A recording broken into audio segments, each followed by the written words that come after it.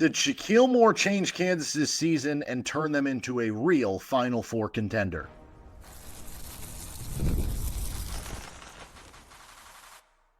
You are Locked On Jayhawks, your daily podcast on the Kansas Jayhawks. Part of the Locked On Podcast Network, your team every day.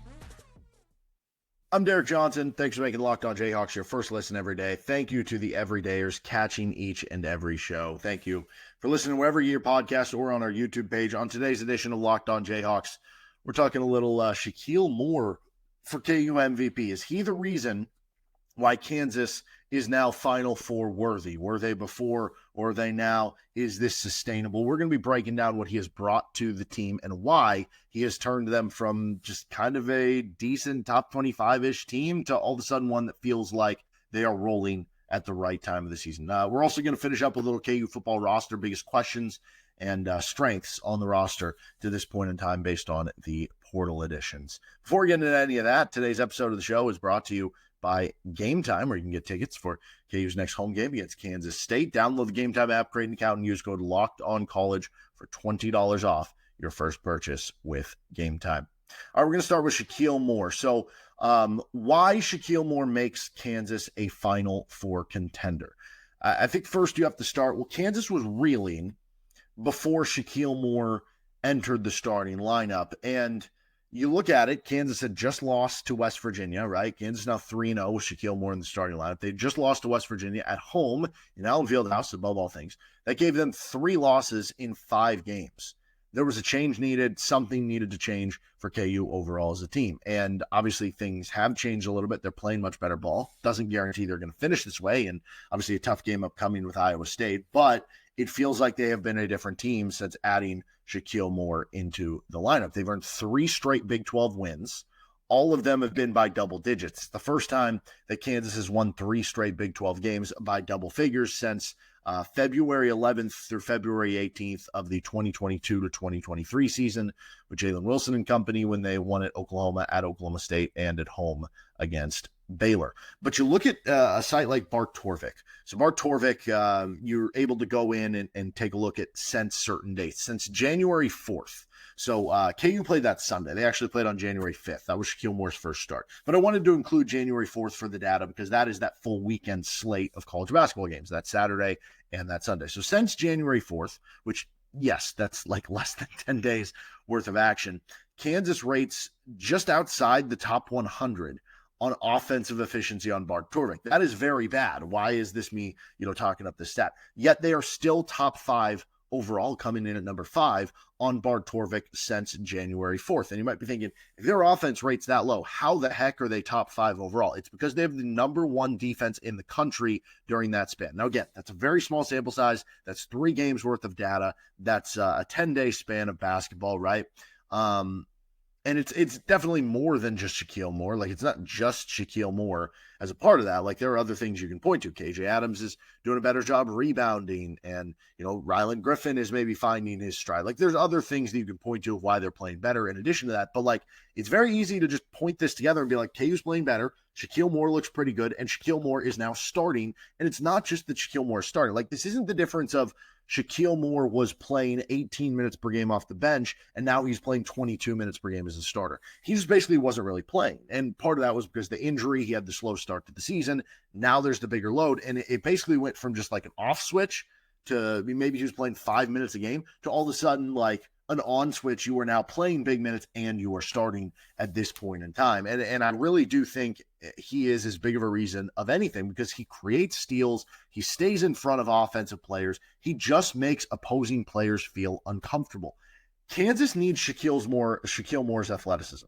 Kansas needs Shakeel Moore's defense. And KU has been night and day since he has entered the starting lineup. And I wanted to dig into kind of a deeper both, I guess, reasoning and as well as like take a look into some of the numbers of what all has gotten better for KU when Shakeel Moore has been on the court, because this is a guy who is averaging 3.9 points per game. He is averaging a hair under 4 points per game. So for me to declare that, he's the difference in why KU, I feel like, is Final Four worthy at this point in time seems a little silly. Now, I guess to be fair, you could say since he's been in the starting lineup, it's closer to like 7 points per game, but still, that's 7 points per game. His impact is well beyond the numbers. So first of all, to start all this, I want to say, like, was KU a Final Four contender before Shakeel Moore came back I guess, playing from the injury and into the starting lineup?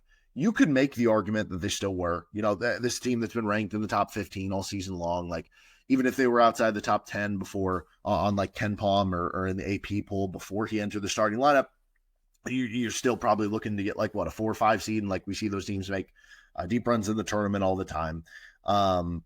And you beat Duke, who's one of the best teams in the country. You beat Michigan State, who all of a sudden looks like an unbelievable win for you. Like, it feels like the Michigan State and the North Carolina wins flip-flopped. Like, you thought the Michigan State win would be like, okay, that's probably a tournament team, like, solid win, neutral site. North Carolina win, it's like, oh, you beat one of the best teams in the country at home. Feels like now it's like, North Carolina, maybe they're like a fine NCAA tournament team. It's like Michigan State, that's a really good team. So it's funny how those kind of flip-flop there. But, you were able to beat some elite teams. So it's like very easy to be like, well, they could still make the Final Four. Of course you could.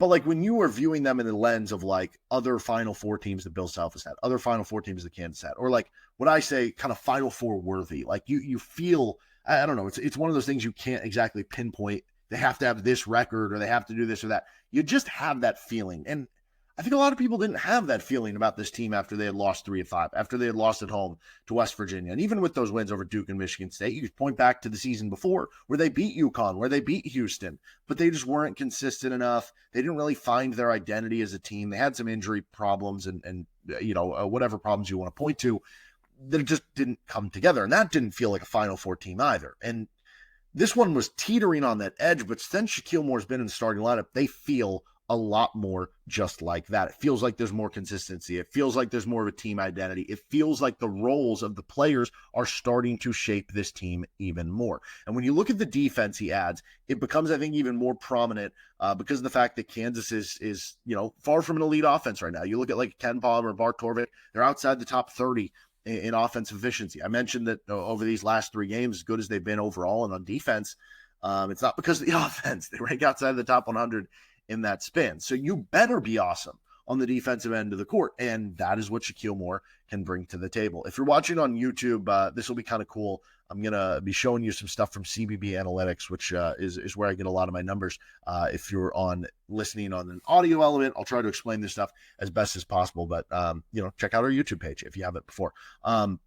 So here's some numbers for Kansas, and we're just showing you out of example some stuff from the last season. So we're going to change this to this season. These are on-off numbers for KU basketball, basically when you were on the court, when you were off the court. Now, you might be wondering, what are some of these numbers? Well, net rating is basically your offensive rating minus your defensive rating. What is offensive rating? What is defensive rating? It's the points per 100 possessions your team scores. It's the points per 100 possessions your team gives up when you are on the court versus being off the court. So there's certain players where they do not qualify, and that actually applies to Shakeel Moore in terms of he doesn't qualify. He hasn't played enough minutes yet. But if he did qualify, you can see here, if you're looking on YouTube, he has a plus 32 net rating. That is more than double Hunter Dickinson, who is second on the team. And you can see Hunter Dickinson is in the 85th percentile nationally in that. Now, again, that number is going to go down. It's not always going to be that pretty, but like that shows you the impact he is having. I mean, even the O rating for Shakeel Moore to this point would technically be third on the team if he qualified, but it's that defense that I'm looking at. So defense, offense, you want the plus rating because that's over 100. Defense, you want a minus rating because that means you're giving up less points per 100 possessions. And there's like Riquise Passmore second on this as a DNQ. The reason why he hasn't played enough minutes, and also a lot of the games he's played in has been the games against the softer part of the schedule for KU. So like obviously his metrics like this are going to look good. But for Shakeel Moore, it's coming to Big 12 play. Shakeel Moore has by far the best defensive rating on the team, minus 24.9. Dajuan Harris is a minus 8.6. That is 82nd percentile nationally, and he is almost 3 times that amount. It is unbelievable the stuff that he is kind of putting together overall and just kind of on that end of the floor. And so when you look at some of the numbers individually, when you go through this, like, the team just gets better in a lot of different areas. Like I can go through this and be like, okay, they've been a much better like offensive rebounding team when he has been on the court, which is pretty crazy. They're, not turning it over as much on the offensive side of the ball when he is on the court. Like he's adding a little bit to the team getting to the free throw line. he is doing a real service in terms of teams are shooting much worse when he is on the floor.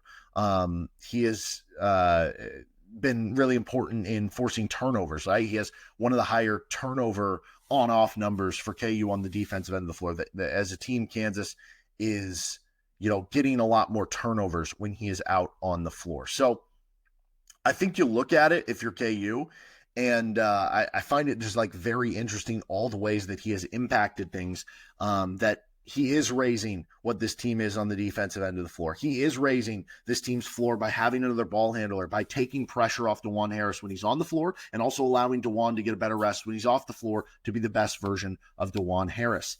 The athleticism and the quickness, those are huge in Bill Self's system, right? And then I think going back to like some of those rebound numbers where we looked at it and said, well, when Shakeel Moore is on the floor, Kansas is at their best offensive rebounding. And that doesn't really add up if you think about it from a direct correlation, right? Because Shakeel Moore is not like this great offensive rebounder. But here's what it is to me. It could be correlation versus causation, that it's like, oh, the games he's happened to start, those are the games that KJ Adams has happened to be better at rebounding, and those are the games that Floyd Badungas played more, and so that's going to help your rebounding. It's entirely possible it's correlation versus causation. But I also think there is a little bit something to it, because think about it. One could just be the energy thing. It feels like Shakeel Moore brings energy to a team that doesn't always play with energy. At least, we've seen some lethargic halves of play, even with Shakeel Moore in the lineup. But I think he adds a little bit of energy there. So you're going to be playing harder as a team if that's kind of the case. But I also wonder if it allows, because we heard from Bill Self earlier this season, I think it was after the Duke game maybe, where he was talking about going back and watching the tape. And he was like, it's amazing how many defensive mistakes KJ Adams was making up for other players, that other players were making mistakes, but KJ Adams was covering up those mistakes with his defense and knowing where to be. And I can't help but wonder if having just another competent defender, a really good defender in Shakeel Moore out there, allows it so KJ has to do that less. And so I don't know, maybe there's something about KJ being a better rebounder because he doesn't have to focus on some of those other things. I guess that wouldn't really help on the offensive end. I don't know. But I do find it interesting. I think Shakeel Moore has changed this team. He's been an awesome player to watch. You hope it continues. And certainly this Kansas team feels a lot different than they did just about, 9-10 days ago. All right, let's finish up with some KU football. Biggest strengths, remaining questions for the Jayhawks roster.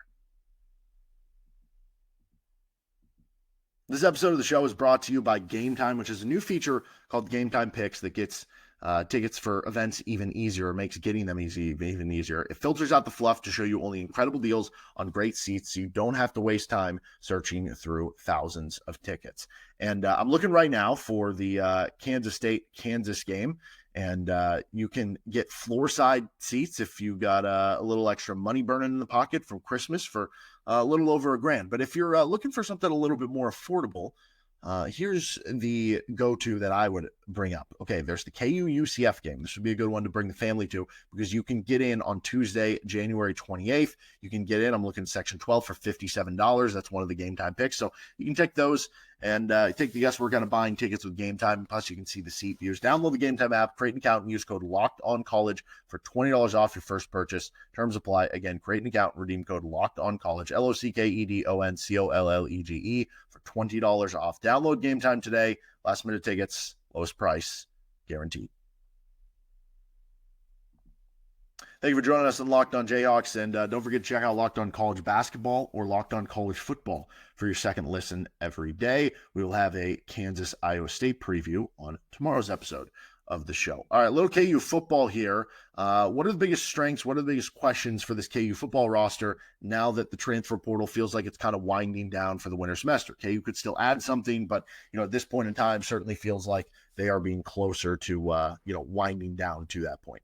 I think the first strength I would talk about would be Jalon Daniels and the quarterback room. I feel really good about where this quarterback room is headed into 2025. You have the veteran, you have the upperclassman, the senior in Jalon Daniels, who has proven production, played really well over the back half of the season. I think is going to have a good year with Jim Zabrowski and Matt Lubick kind of being your offensive and co-offensive coordinator. I think that's going to set up really well for Jalon Daniels. So feel great about that in the quarterback position.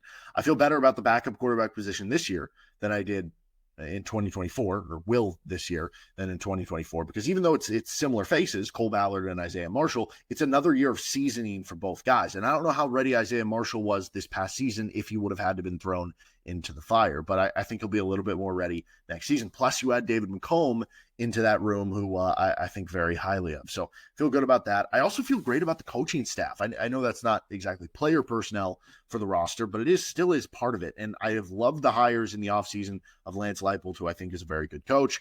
He has added some good coordinators and assistant coaches that I like the way this is going headed into this season to try to get the most out of the team. And it feels like there is a little bit more stability. I know you had, to make a new coordinator hire at both offensive and defensive coordinators, you would think there would be less stability on the coaching staff, but I feel like we saw more assistant coaches, position coaches leave last year than happened this year. So that would be a positive to have more of that continuity this year. I feel really good about the defensive tackle room right now for KU. Feels like you can go, maybe 5-6 players deep at this point in time if you're KU.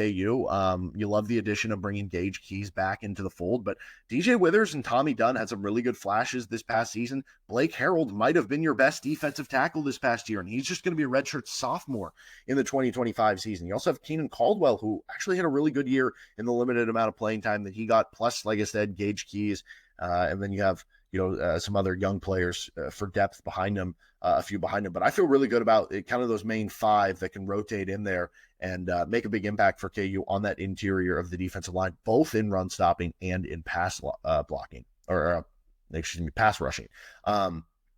Even though I do have questions, and we'll get to the biggest questions, and one of them is obviously going to be strong defensive end, I do feel good about the weak side defensive end.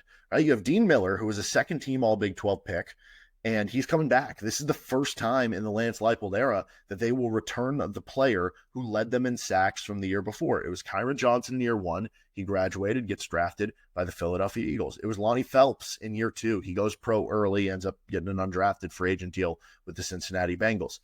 In year 3 in 2023 was Austin Booker, who broke out, was one of the best defenders in the Big 12, gets drafted in the 4th round, 5th round by the Chicago Bears. And then this past season, you get Dean Miller, and now he can come back for another year. And so that's huge that you have that back.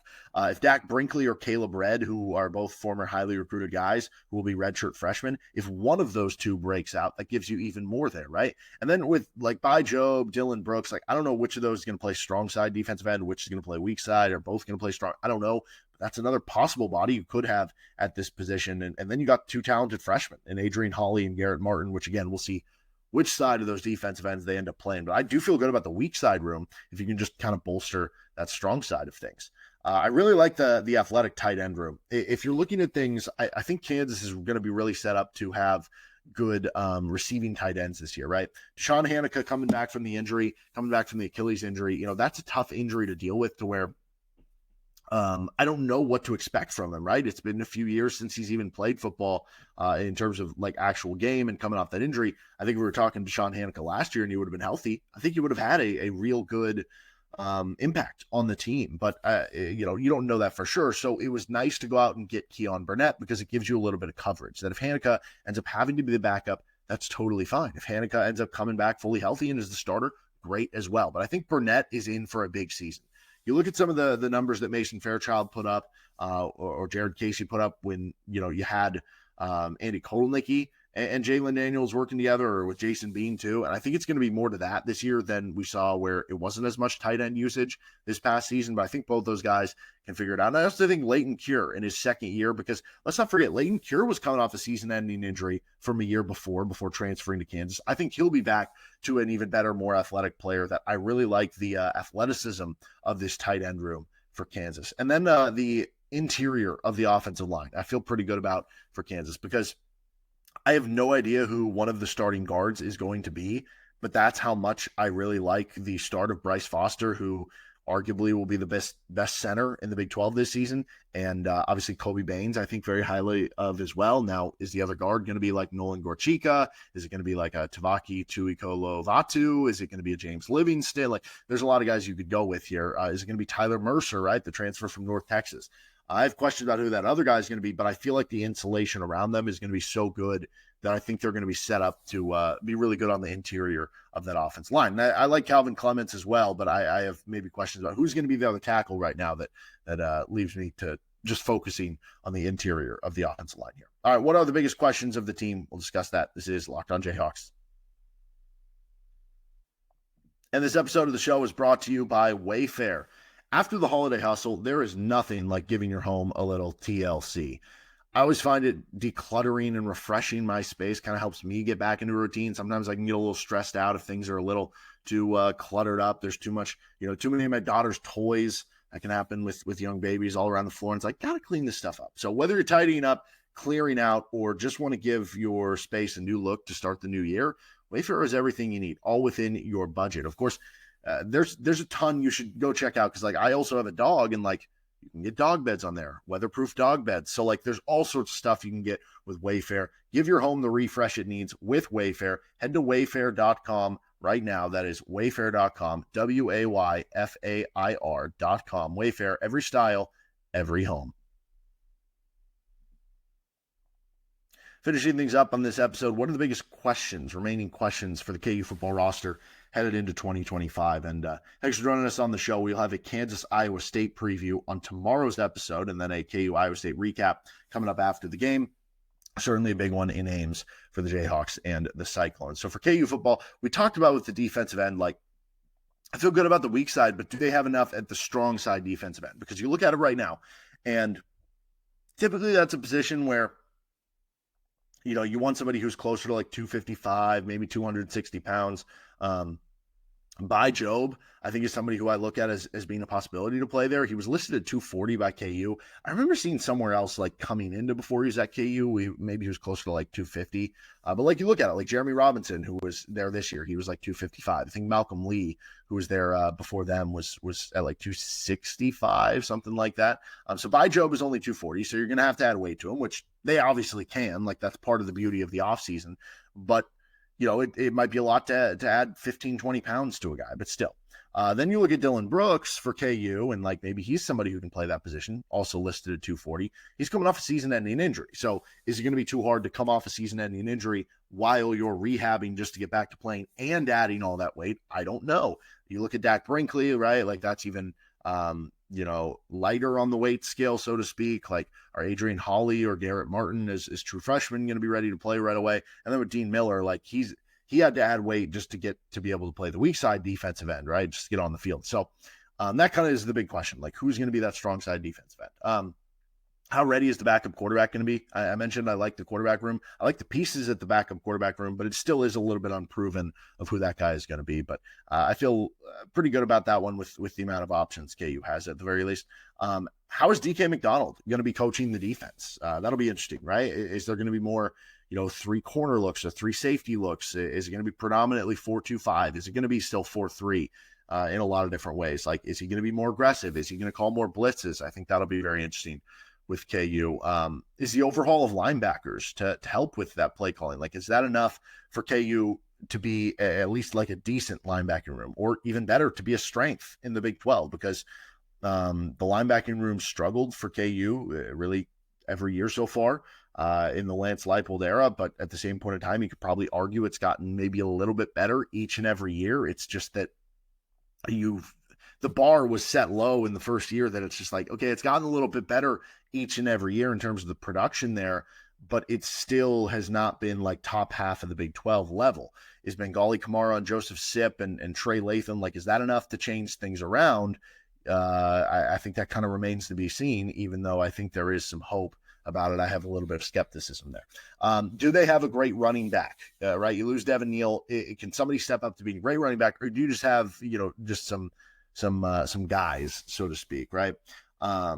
Is it something where you have somebody who can rush for 1,400, 1,500 yards? Do you need that, right? Do you have enough with Jalon Daniels, right? Can a Daniel Highshire, LaShawn Williams be somebody who runs for 1,200 yards and is a game-changer running back and not just a plug-and-play running back, so to speak? And then who's going to emerge at receiver? And, like, can they match or usurp this past group's production, right? There were some really good receivers who made a lot of really tough contested catches for KU over the years, and I don't think got enough credit nationally or in the conference for how good they were, just because Kansas was a balanced offense that wasn't running a ton of plays, and there wasn't as many receiving stats to go around for some of those guys.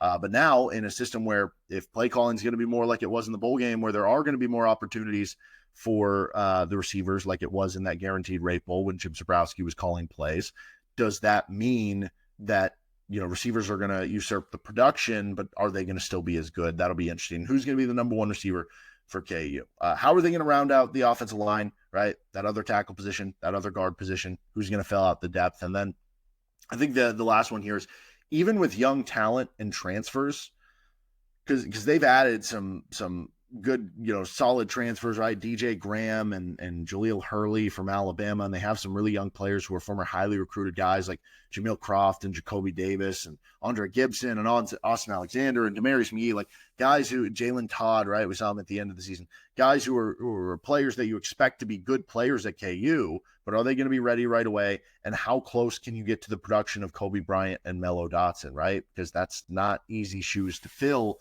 But can you find ways to overcome the losses of those two players and still have a lot of talent in that corner room, which I think they're going to be able to do. I like the talent of the corner room, but those are big shoes to fill, right? So, like, even if you like the talent of the corner room and you have some really good players there, are they, as younger players, going to be 70% of what you got? Are they going to be 50%? Are they going to be 90%? Like, what are you going to get exactly?